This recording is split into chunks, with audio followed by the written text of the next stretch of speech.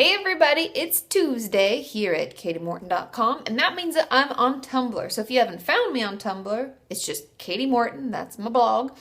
And if you have questions on Tuesdays, you can ask it using the hashtag KatiFAQ. I've found some questions. Today I have 4 as well as a journal topic. So I'm going to answer those now. And tomorrow is Wednesday, and I will be on the website, KatiMorton.com. Go to community, forums, and then questions for Q&A, and you ask your questions there. And I'll also be on YouTube. So if you have questions, you can ask them below. Okay? Without further ado, question number 1. Kati, I know they say you won't do well in recovery from an eating disorder if you don't want it, which makes sense. Do we just wait until we're done and finished to really get help for it? That's a really good question. That's kind of why I actually selected this as the first one, because a lot of people do say that you actually won't get better until you really want to get better.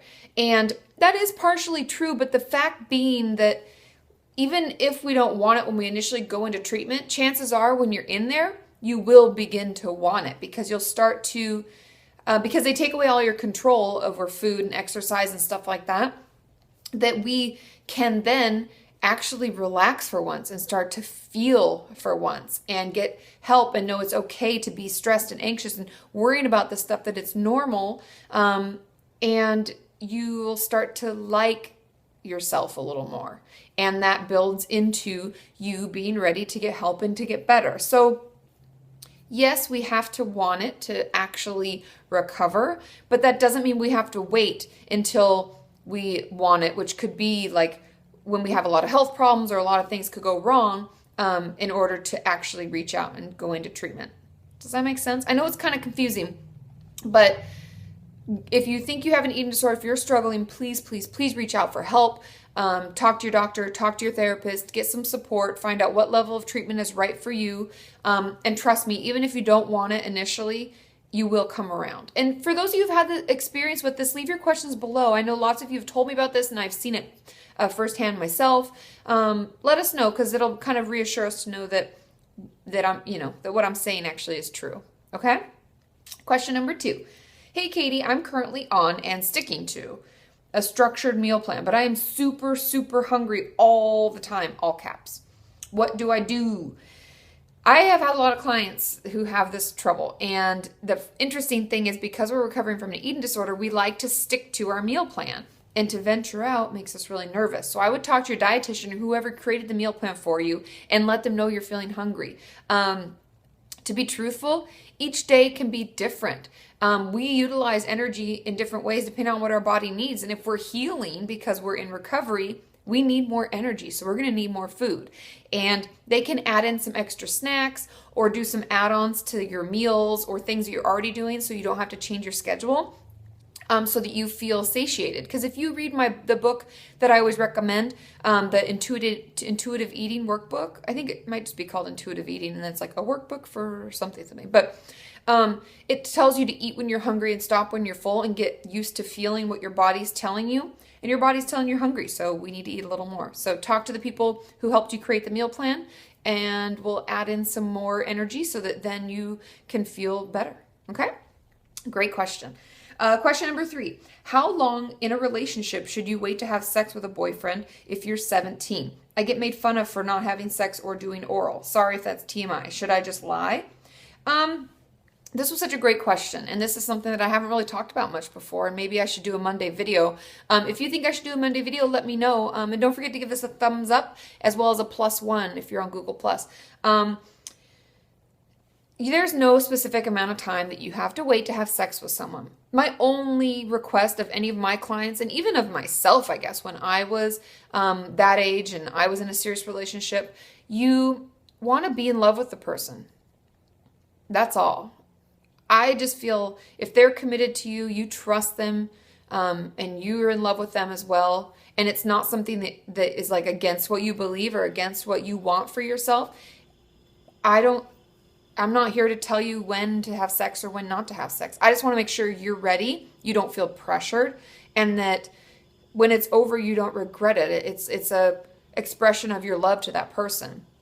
So that would be my advice as far as that goes. And take some time and do some, self-evaluation, like soul searching, journal a little bit about it, think about your relationship with this person. Do they respect you and the choices you've made? And if you're not ready, are they okay with that?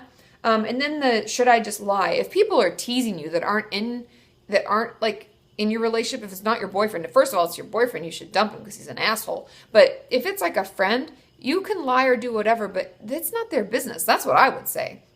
I know that I'm an older person now and I'm not a teen, but even when I was a teen, I was pretty feisty. And I would say something like, that's not your business anyways. Do you want to watch me all day? Do you want to know when I have sex? Because I don't want to know what you're doing. That's your business.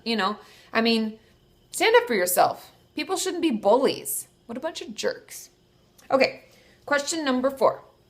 I've met numerous therapists about my eating disorder. One didn't feel that she could handle it. Another did what she could to help me. Another one said she felt that I'd be dealing with it for the rest of my life, and the one that I'm currently seeing believes I can overcome it. I'm not sure what to think. I've had so many mixed messages. Part of me feels I can, and the other part feels like I can't. How can I overcome all of these mixed messages? Thank you. I've heard from many of you that you've had similar experiences, and I want to just explain something as briefly as possible. Some therapists don't work with eating disorders just because they don't have the knowledge. And I always am happy that they'll say, I can't handle it. I don't deal with that. It's not my specialty, whatever. And that means nothing, no offense to you or what you're struggling with. It's simply not within our bank of knowledge, I guess. And so part of the ethical portion of being a therapist or a psychologist or a psychiatrist or whoever is that when it's out of our scope of practice, like what we're knowledgeable about, we refer out. So that's actually them being very ethically sound and making sure you get the care you need. Okay, I want to just throw that out because I know a lot of people get that whether we're struggling with self-harm or borderline personality disorder or eating disorders or depression. Some people will say, I have someone who'd be better fit for you. And they're actually doing you a favor, okay? Now, the other part about you'll be dealing with the rest of your life, that's a lie. That's a blatant, flat-out lie. They clearly don't understand eating disorders. They clearly don't understand a therapeutic relationship and are saying things they shouldn't be saying to a client because that's terrible. That's like if I went to Jana, my therapist, and I'm like, man, I've been really stressed out. She's like, you're going to be stressed for the rest of your life, Katie. Good luck with that. Why the hell am I seeing her? That's terrible. I'm sorry, because that's a lie. That person's a big old jerk. So we can all overcome anything we're struggling with. So know that that's the main message. Write that down somewhere where you see it all the time. When you open up a notebook, when you get out of bed, I will overcome this, or I'm a fighter, or like Demi Lovato, like the Stay Strong, her tattoos, and whatever you need to do to remind yourself that we'll get over it. We'll overcome it, right? We're survivors. So let's keep fighting, okay?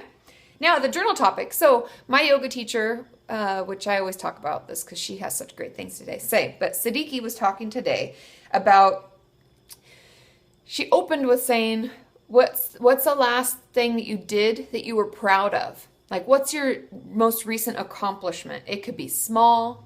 It could be a huge thing. Like for me, it would be like finishing my hours and finally hearing back from BBS and sending off the last little signed piece of paper, and I should hear from them in a week or so. So I am super excited, right? And that's a huge accomplishment. I've been working on this for like 4.5 years.